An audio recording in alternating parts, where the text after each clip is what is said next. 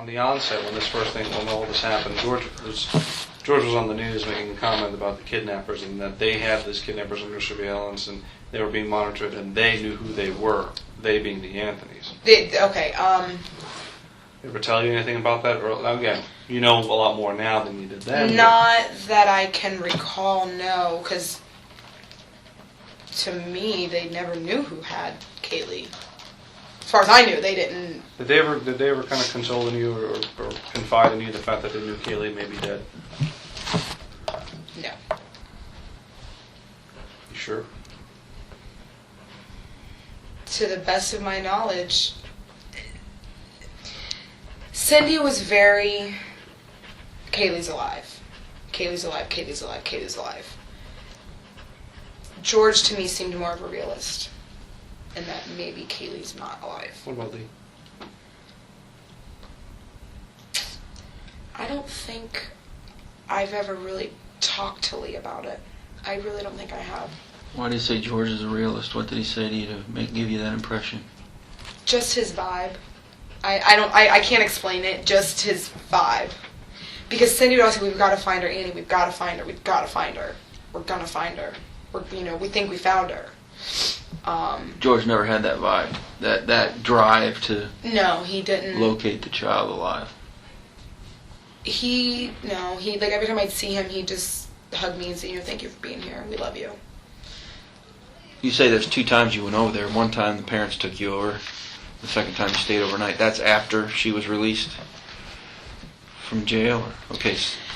The first time I went over there and they took me over there, that was, if I'm not mistaken, Labor Day weekend, that Monday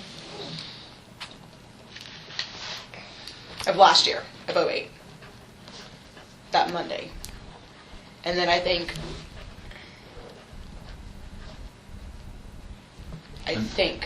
What was the conversation like when they picked you up? I met up with them because my friend was the one who made a lot of the missing child shirts. I had picked them up because George couldn't go get them that Friday. I went and picked them up after work. And I met up with them. I had to go to town, again, for something I was going through. And I met up with them. They had to do something. I met up with them at the Publix right by their house. And, they knew I was upset. They knew something was wrong. And I told them what was going on. And I was like, I want to see Casey. Bring me to her. And they said, okay, get in the back seat. You ever write letters to Casey in jail?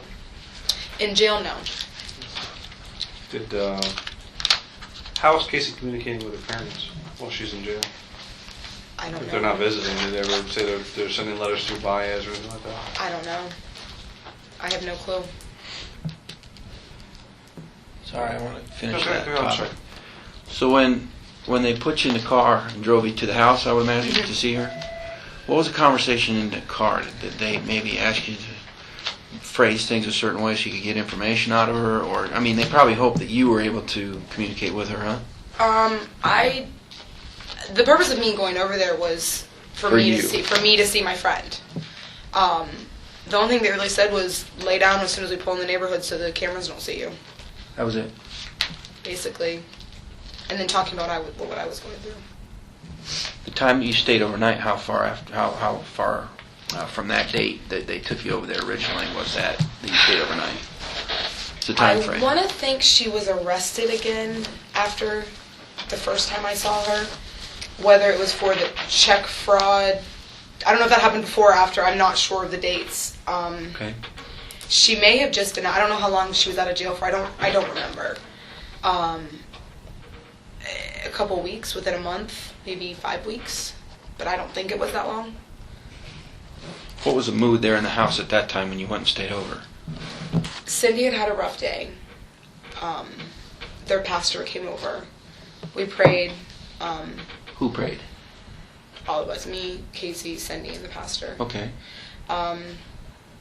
And I remember the pastor saying that everybody needs somebody that they can confide in 150%, that they can say anything to, whether it's something that they really don't want to say, which I took it as him saying to Cindy, sometimes maybe you just need to talk about the fact that Caylee may not be with us. You need to maybe talk to somebody about that. That's the way I took it. And I remember just Cindy going out back, and she was upset, and I went out there. I told Casey, I'll be right back. I'm going to go talk to your mom. And I went. It was just the three of us at the house. And I remember going out back and just telling her, he's right. You need to talk to somebody. You can't just keep this in. Sometimes if you write things down, or I was like, me, I go on a drive. If I need to think about something, I drive. I drive and I drive and I drive. Maybe that's what you need to do. Just try different things because you can't keep it in. So Cindy was very upset that day. What did she say when you told her that, though? She said, I know. She said, I need to do something. She said, that's why I'm out here. She had her Bible. Was there a sense of tension between she and Casey? I mean, did you pick up on though they were together, they weren't together? One time, somebody was, their MySpace and the email accounts, and Cindy, I guess, went on Casey's MySpace account, or one of the email, Facebook, MySpace, one of the things, someone had said that they had information, they had called the crime line, they didn't get through, and Cindy, I remember Casey screaming at Cindy because Cindy was acting as Casey on the email. And she didn't, Casey was like, this is why I'm getting in trouble, blah, blah, blah. People are acting like me and they're not. I remember her screaming at her.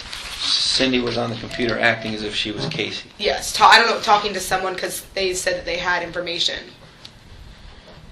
And this was when Casey was home from jail? Yes. And you were there at the time? You heard all this? I heard her screaming, yeah. And I told her, you need to calm down. This isn't necessary. That's Casey screaming at Cindy. Casey screaming at Cindy. What did Cindy do? What was her reaction? If this can find us Caylee, then, I'm going to do whatever it takes. I don't care. I guess she signed, what she did is she signed an email or a message, case. So Casey always did. Her signature was case. And that she signed an email case. So she wasn't comfortable with that because Casey wasn't doing, I guess Casey got mad because it wasn't her. And just I remember her screaming. And I was just like, it's not that big of a deal. I mean, screaming. Top of the lungs, screaming at her. I don't remember what she said, though, exactly. Just Insults. You're so fucking stupid. Who was home at the time besides you three? Just the three of us that I was aware of. What was Cindy's response to that? I'll do anything I can to find Caylee. I'm just trying to find Caylee. So she accepted this barrage of verbal abuse, and that was her only response. She might have said something else, but basically, yeah, she was taking it.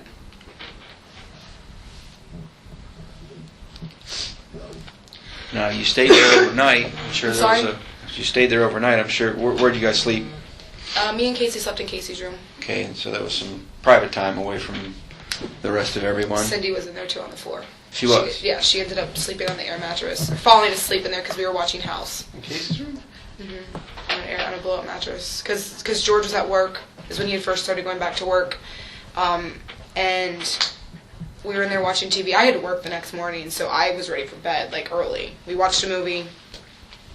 And then I was like, I'm ready to go to bed. Turned on the TV. House was on. I fell asleep watching House.